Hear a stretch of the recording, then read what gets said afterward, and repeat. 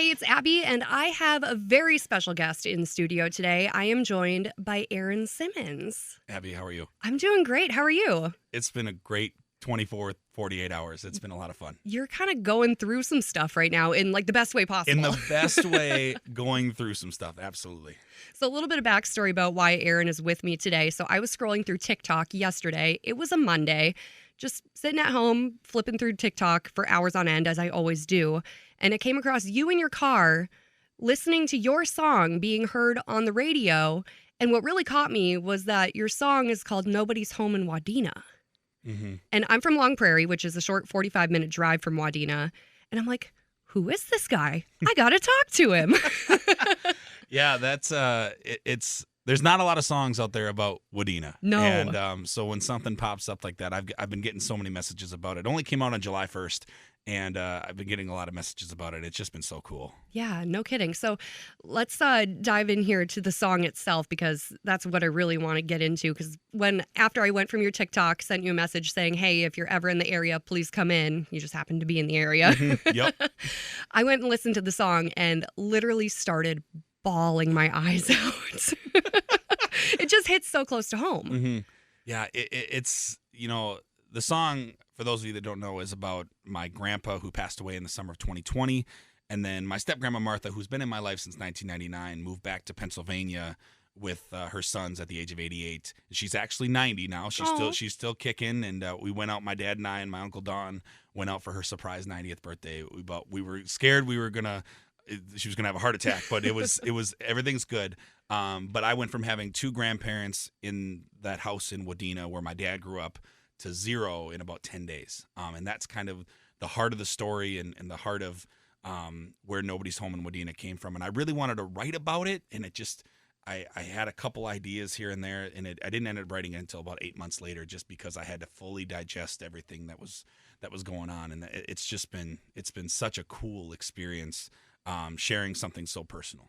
It's a lot for a person to go through. So taking the time to really process those emotions and then turn that into a beautiful song, mm-hmm. It's important that you took that time. Yeah, I think if I would have put something out within like the first 2 weeks, month, it would have been rough. It would have been rough to go watch, to listen back to it, just because, you get a clearer picture when you get removed a little bit, and you can still feel the hurt, you can still feel the pain, but when you can see the bigger picture, it makes for better art. It makes for a better story.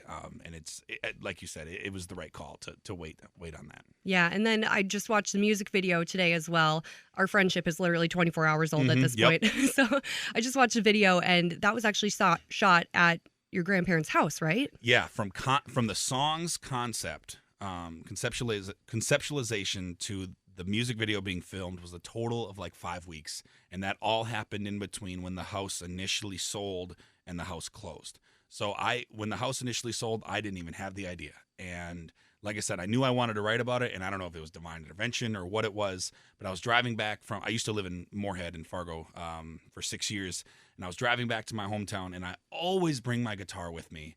And I was 10 miles out of town, and I got the idea for Nobody's Home in Wadena. So I quick wrote it down, and then I had to wait 3 or 4 days to try to hash it out. And I wrote the song. I had a buddy of mine, Zach Thomas, help me finish it. And yeah, we sent it to my producer, and he said that this sounds good. So I enlisted the help of a guy I went to high school with, Neil Abbott. He shot the video for me on about 10 days notice. And then we put this video together, and I actually sat on the content for 13, 14 months, just because not only did I want to be ready to write the song, I wanted to be ready to release the song, because the song was my own.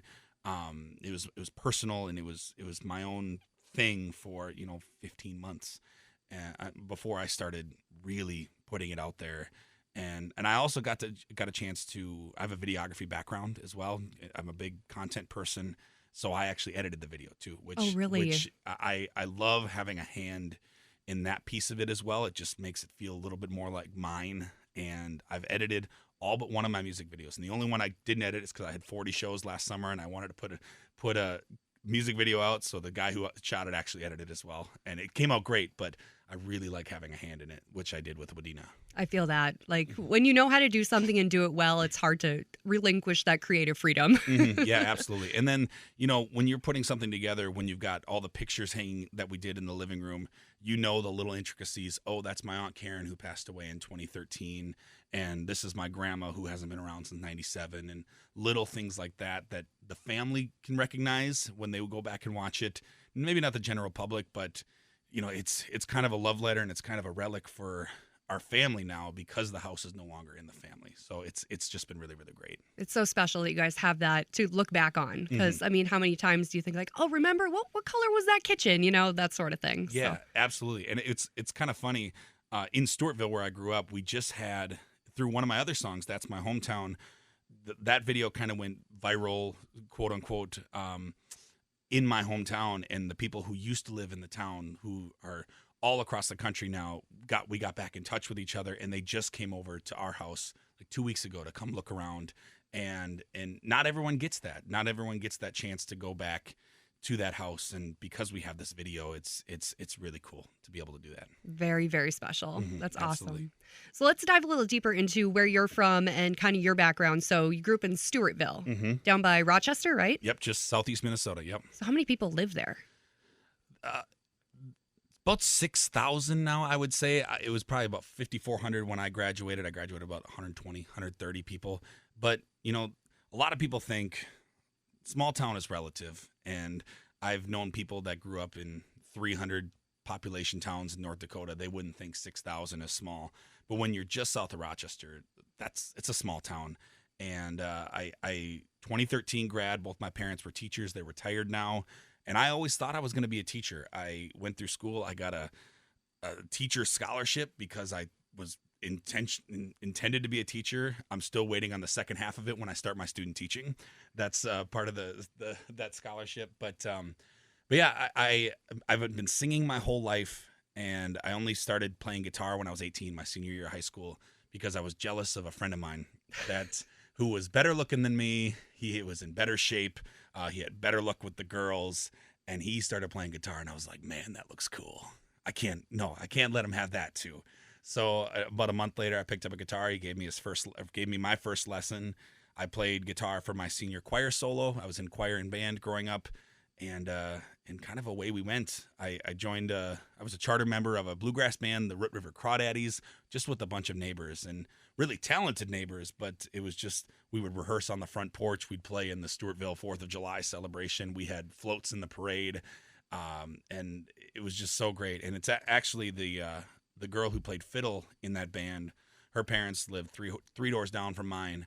She's still playing with me 10 years later. We were the two that were kind of like, let's try to do something a little bigger with this. And the other two the other three are all working at the Mayo Clinic now. So who's to say who made the better decision? But it's been really, really fun to keep playing with her, and kind of see where this has all gone in the last 9 years, I guess. Yeah, playing a few bigger stages than the 4th of July festival.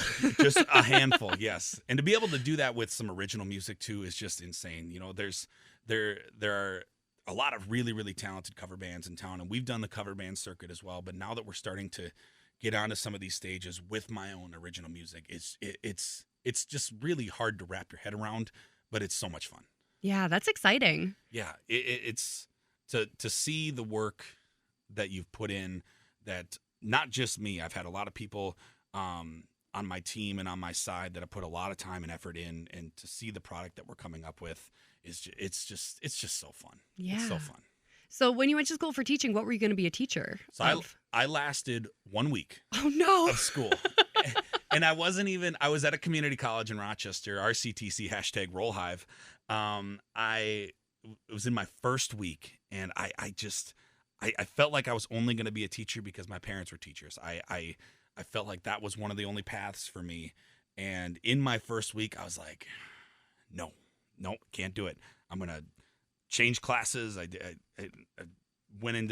mass comm, I think I did, and then that program got dropped. And then I ended up just doing my liberal arts and sciences before I went to MSU Moorhead. But teaching-wise, I was planning to be a high school social studies teacher. I wanted to coach. I wanted to do all that stuff. And I think personally, I know I made the right call, but I would have loved to be a teacher, but also this was the route that I was supposed to go.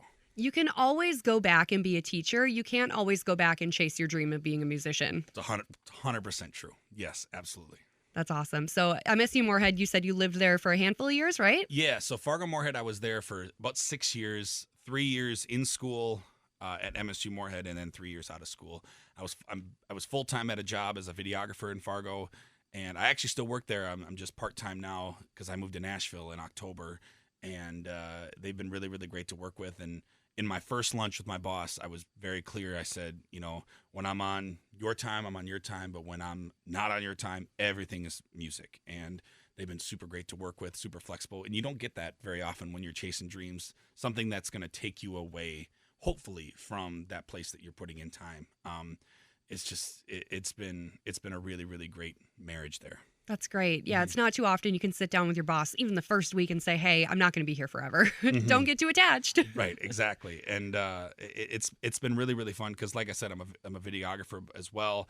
So I travel around the country, film a lot of ag stuff, spend a lot of time on farms. And for someone, even though he grew up in a small town, I grew up in the city. I was a city kid. And, country is relative.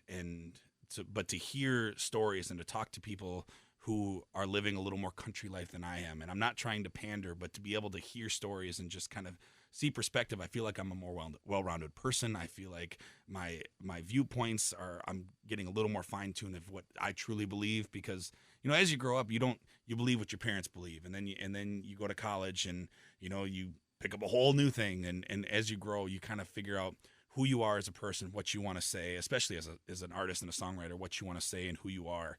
And being able to spend that time on the road, both for videography and for music, it's just been so beneficial to figuring out who I am. That's so cool. And, you say country's relative and you say you're a city kid, but, you do have that smaller town experience. A town of 6,000 is still a pretty small town, and you hung out in Wadena. That's not a big town either. Yeah, and I think country music, it gets a bad rap at times because a lot of people who don't like country music think it's just trucks and think it's just dirt roads and farms and in Texas or the South. And, I see country music as storytelling. It's lost, just like with Wadena. It's friendship, it's family. And those are so many things that are relatable across so many different people. And that's why I love country music so much and why, even though it's relative and even though I grew up in a small town, but in the city, I feel fully okay with where I am in country music because of all of those things. I'm a journalist by heart, I'm a journalist to my core, and I've always loved telling stories. So the fact that I ended up in music, being able to tell those stories, it really tracks. It's not that surprising in the whole picture, but it's still just kind of crazy to think about that that's the way it went. Yeah, it's not totally accidental. No, absolutely not. So you said you moved to Nashville last October. Mm-hmm. How'd you decide to make that leap? So I hadn't taken a huge shot at that time of October of 21. I'd auditioned for American Idol a couple times. I'd auditioned for The Voice and didn't really get anywhere close. And I've only wanted to take a real shot if I felt like I was good enough, if I felt like I could compete. If I went to Nashville 3 years ago, I would have been blown out of the water. And like I said, I've only been at this for 6 or 7 years. I've been playing guitar for 9. There are people who were born for this and have known that since they were 12 years old. And so I wanted to make sure that I was good enough. And by cutting my teeth, driving around northern Minnesota, North Dakota, South Dakota, Iowa, and Wisconsin, I learned so much about myself, and I was able to improve and get better. My songs got better, and my voice got better. My guitar playing got better, and I ended up putting an album out. I don't want to say I was working on an album. I took the 9 best songs that I've written from 2020, the last 3 years, and went with a studio in Rochester, and it was self-produced, self-written, and the album went to number 5 on the iTunes country charts. And I still don't really know how it happened because it was released on a Friday, the only album, which is the day that all music gets put out. And the only album that beat me on that day on iTunes was Coulter Wall, I believe it was. And the only album that came out that day that beat me was Coulter Wall. and it was so eye-opening. And I've always known I've had great support in my family and in my friends, and had great support in my hometown. But outside of that, I just didn't know. And seeing those numbers and seeing that, the on the first page of all those albums, seeing that, it was a very eye-opening thing that I was like, okay, maybe I do need to take a shot. And I had just signed a 12-month lease, like a month earlier, on my place in Moorhead. So I had a year to figure out how I was going to do it. And Okay. I kind of decided at that moment when the album came out, I was like, I need to go. I need to give it a shot. I'm going to regret it if I don't. And but the fact that I had so much of a runway to figure it out, to figure out who I was going to live with, to figure out what I was going to do when I got there, to figure out how I was going to make money while I was there.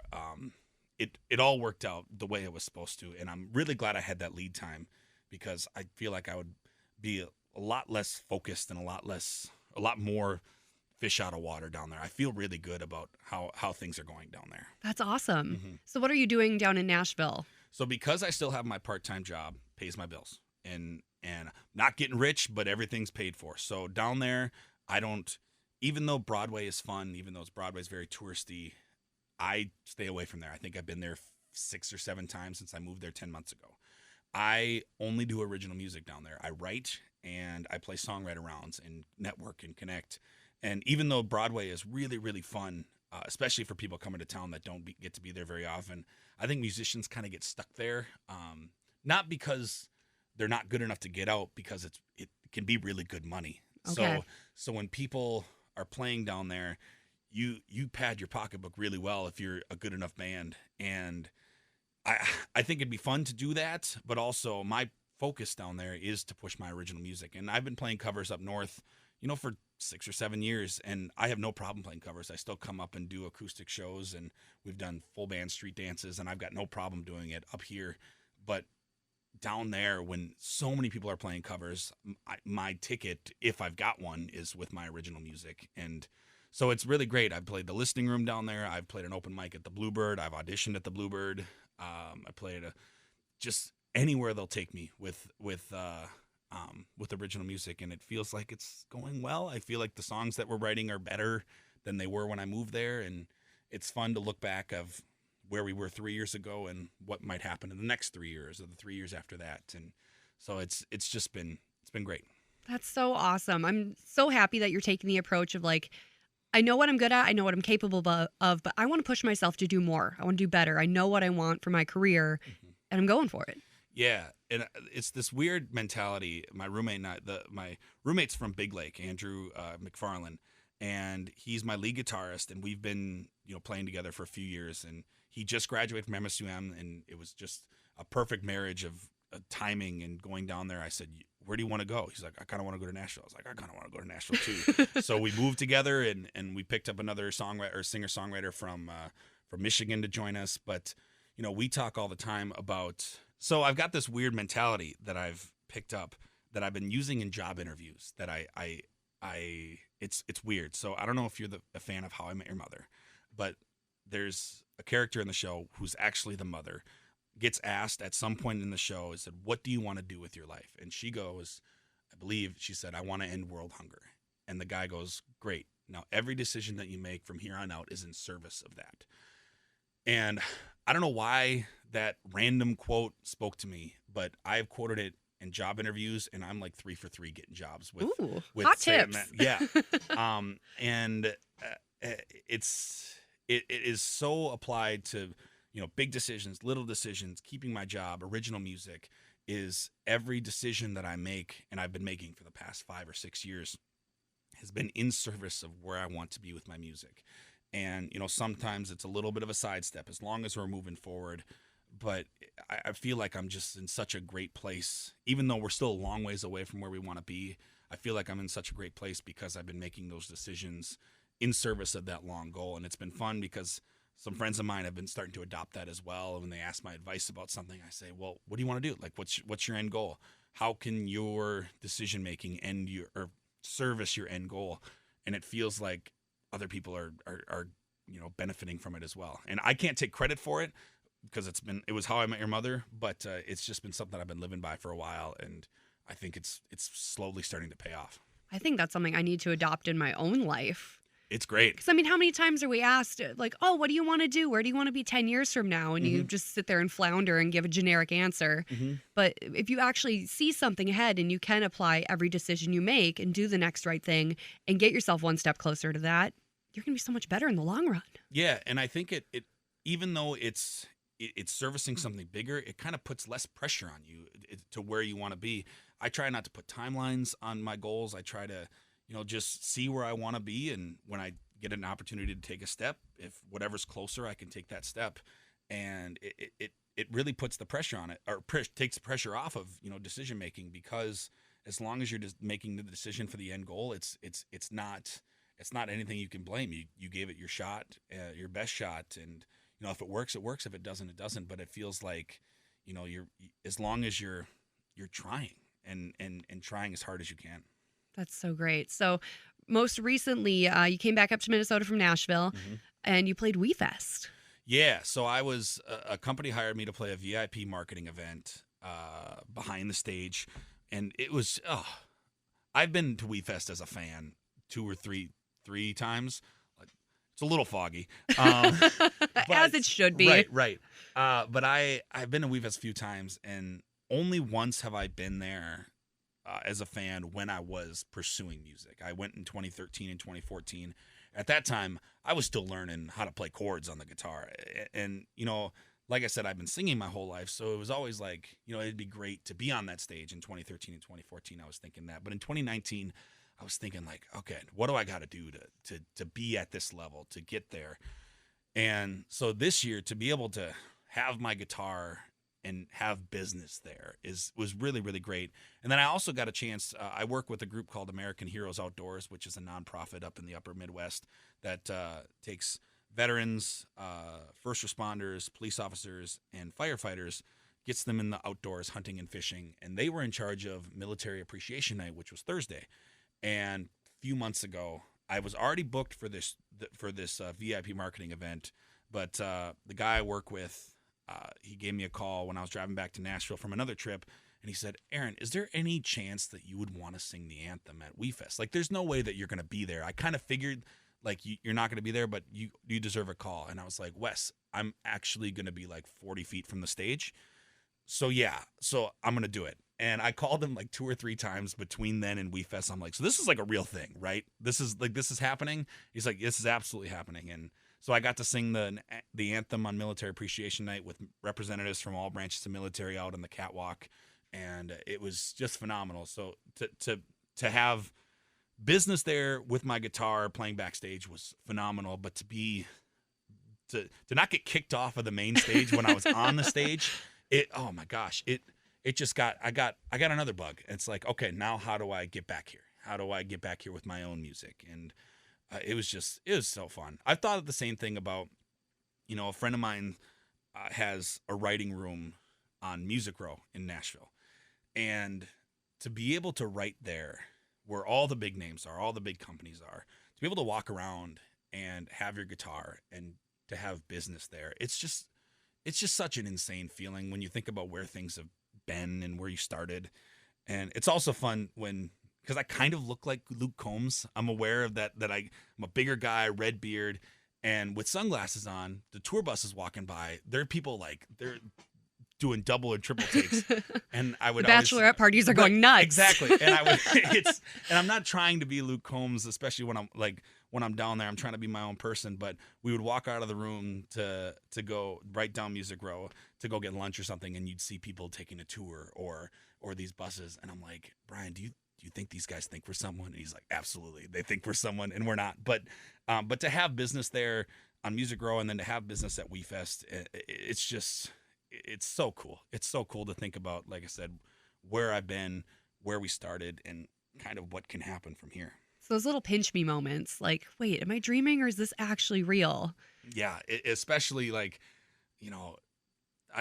those kind of the pinch me moments or the blackout moments. There's been a couple times where it's like, how did that go? I'm like, I have no idea. Like, I blacked out. Like, I remember the first note, I remember the last note. And I felt the same way when I auditioned at the Bluebird down in Nashville, which is just this it's for people that don't know, like the Bluebird is the top tier place you want to play as a songwriter. It was featured in the show Nashville.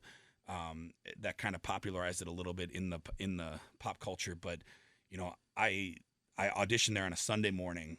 I got to sing 1 minute of a song. That's how the audition process works. And you got a verse and a chorus. And someone asked me how it went after. I was like, I remember starting and I remember hitting the note at the end. I have no idea how the rest of it went. Well, at least you didn't pass out. You walked off the stage true. yourself. No, true, 100%. So yeah, there's just been so many like little moments that seem big or however, but like you said, the pinch me moments. It's been so fun, and with the support system that I have in my hometown and that I've now finding in Wadena too. My parents are Wadena grads too. So my dad was 81, my dad was 79, my mom was 81. And, the messages that I've gotten from classmates of theirs or their siblings or people that have grandparents in Wadena, I've now got this super strong support system in Wadena that I think was already there in some part, but I didn't really know that it was this strong. And it's just been so cool. Just so many like this last 2 days has been pinch me moments with the video going on TikTok and stuff being happening on the radio right after WeFest. Like, it's just been fun. And then I got my first outside songwriter cut on Friday. The same friend of mine that I write with, he released a song that I wrote with him, and it was the first time any song had been released that I didn't release myself. So that was another thing that it's just been crazy. It's not every week is like this. Maybe this is why I started vlogging on YouTube this week, because I'm trying to showcase what it's like, and even the rest of the weeks are going to be just super boring. But I don't know, man. I think you got that boulder up the hill, and now you're just pushing it down and letting it roll and gaining all this momentum. Yeah, it's like pursuing anything. There are hard moments, there are low moments, and I've had my fair share of lower moments in this pursuit of whether or not I want to do this. And I've left personal relationships because a pursuit of this thing, coming back to the pursuit of the end goal of what I want to do, and being really clear about this. I've had some really, really low moments. I started seeing a mental health counselor just to try to deal with all this, to make sure that this is really what I want to do. And every pursuit, it's got the hills and it's got the valleys, and this for sure feels like a hill. There's no denying that. But knowing that it came out of a valley is really cool. Yeah, I love that you're open about seeing someone about your mental health, because that's so important. And I feel like people can be ashamed about like being in a rough spot, but the fact that you're willing to be open and honest, like, yeah, I need help. I want to make sure that I'm on the right path. Yeah, it's important. Yeah, absolutely. And I think overall, with the stigma, everyone knows about the stigma of mental, even though everyone knows there still is a stigma about mental health. But I think even in men too, it's just something that isn't talked about enough with guys. It's about, everyone says man up and do all these things, and I've heard that different times in my life, and that's kind of how I always felt. And I haven't been the best partner with people with mental health, and that was before I had my own issues. And it's just you walk around with a cast and everyone knows that something's going on, but when it's your mind, it's kind of harder to wrap your head around if it's not happening to you. And it's harder to have sympathy for someone if it's not you, because you just can't see it. Right. It's out of sight, out of mind. And it's just like I said, I'm a class of 2013, and I've already had, and like I said, 120, 130. I think I've already had 3 or 4 of my classmates who have already succumbed to their mental health, and that's 3 or 4 too many. And it's something that people always talk about. Figure out who you are as a person, who you are as an artist, who you are as a songwriter. And I think those could be 3 different pursuits, but if you're trying to be as authentic as possible, it's all just one. And one of the things that I really, really am trying to stand for and be open about is, my struggles with mental health, and how I've had those valleys. And I've had the valleys with my career, and I've had the valleys just personally. And it's just something that's just so much more common than I think people know. And I'm proud to be able to to be in a place and have a platform that I can talk about it, because I think just not enough people do. Amen. High five on that, man. Heck yeah. Proud of you. You're doing great. Thank you. Thanks, 24-hour friend. Yeah. Yeah, as I mentioned, this is very fresh friendships. We're like diving deep right away. That's right. That's right. But I'm so glad this is happening, and I'm so happy for just the success you've seen on TikTok. You were telling me that you're part of the Creator Fund, and you left, and now you're back. You've had quite the ride on TikTok. Yeah, I joined TikTok like most people did early parts of the pandemic. I saw people go viral with their songs, and right when I was putting the album out, and I saw people going viral with their songs, and I was like, this is gonna happen to me. This is 2 years ago, but this is gonna happen to me. And I posted a couple things, nothing, and I don't want to say I gave up, but I didn't think that the music aspect of TikTok was going to be a route for me. And I just kind of kept at it, did a couple dances that were simple enough that I could do.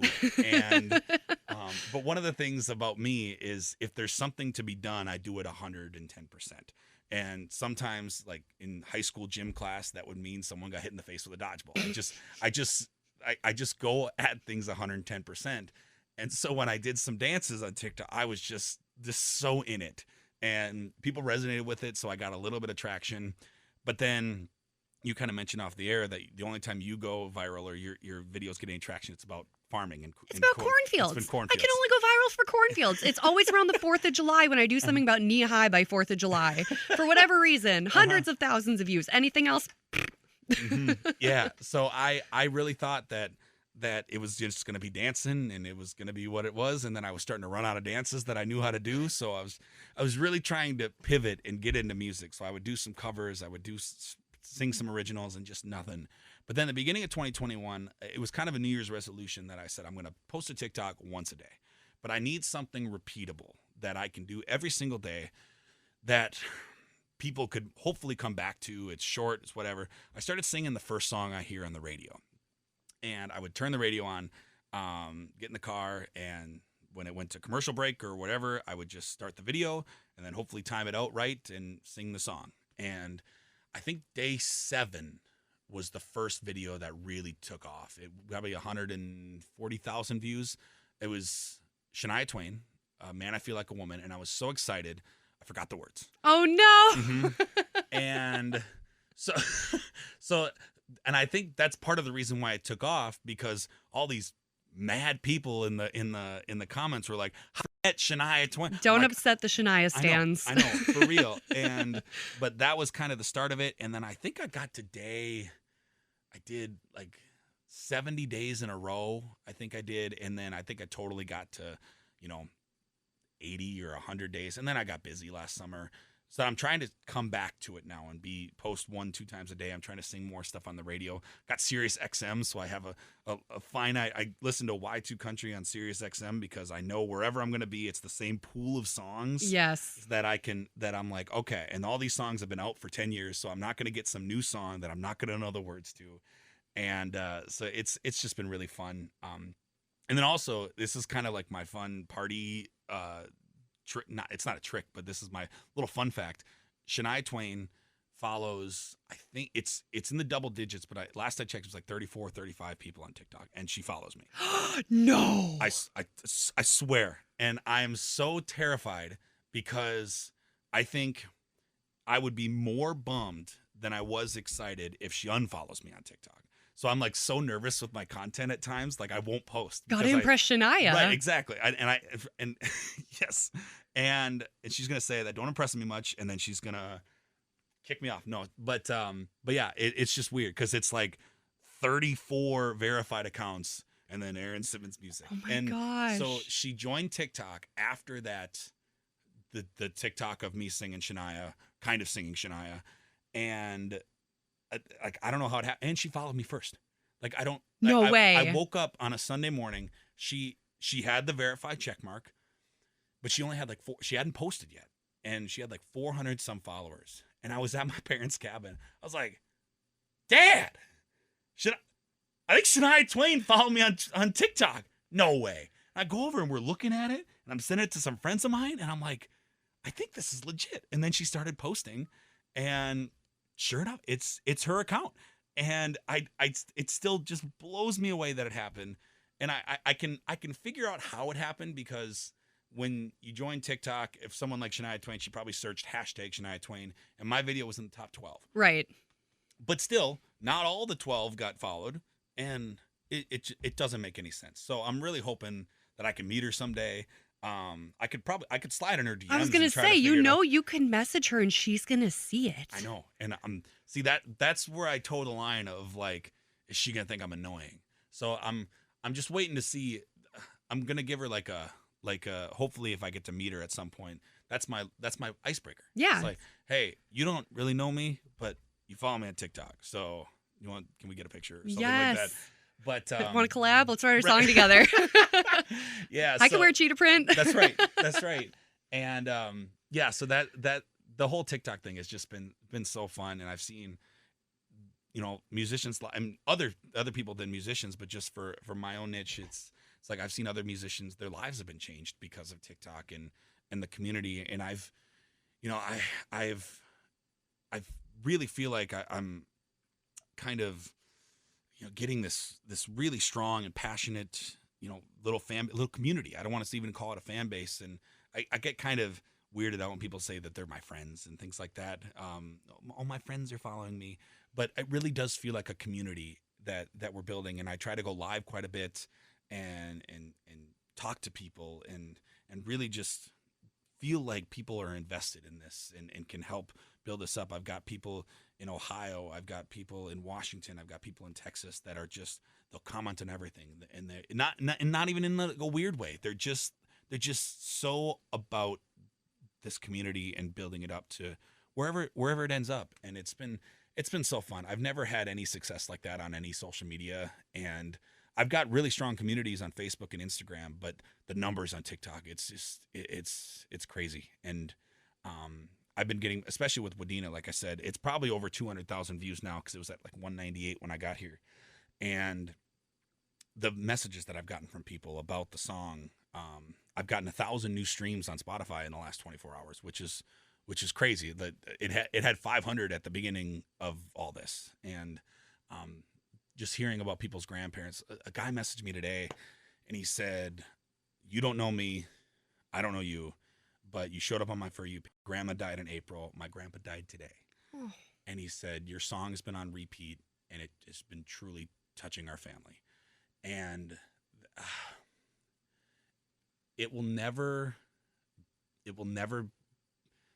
be for granted. I'll never take it for granted how special it is to be able to share such a personal side of me, and be able to put that through music, because the messages I've gotten, and that's probably been the most like gut-wrenching one, but I've gotten so many about, someone messaged me and said that their parents lived in Wadena, and mom died in 2011, dad died in 2015, and I remember sitting in the airport in Minneapolis about to fly away with nobody else in Wadena, and said that I'll probably never come back, or I might not come back. And they said that your song has done something for me, and to those things. And it's just, it's such a, like, you don't do it for that, but you do. Like that's why I don't write the songs for that, but it's the reason I share them, is because I have felt connected to different songs from different artists throughout my life,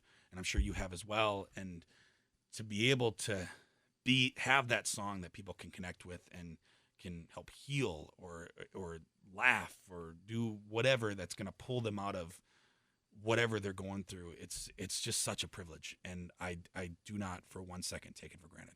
It's what you created with that song. It's so incredibly special, because I mean, who hasn't felt the loss of, be it a parent, a grandparent in their life, and then they're just gone, and it's a place you never go back to. Like, I'm probably going to start crying here talking about it.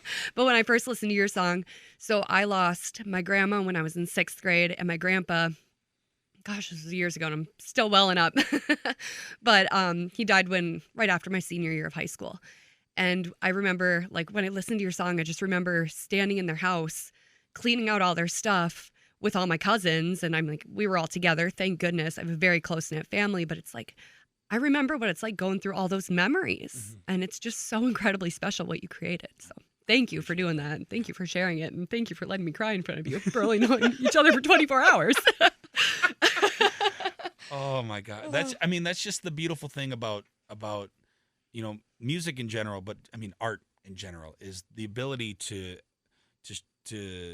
even though things are different, to be able to, bring you through these experiences and bring you back. And, the thing about Wadena, with the song Nobody's Home in Wadena, I always just call it Wadena. But the thing about that song is, even though your grandparents may not have been 84 years old, the grandparents or your grandpa maybe not had hearing problems and vision problems, and even though he still would try to find his way to the casino when he could, it's just the grandparent relationship is I think one of the most special. The grandparent grandkid relationship is just one of the most special because it's like your parents that don't get mad at you. Exactly. And it's so unconditional, and it's just such a blessing. And my mom's parents are also live in Wadena, and they're both still around. So I try to, whenever I can, try to see them. And I actually saw him this morning. I saw him yesterday.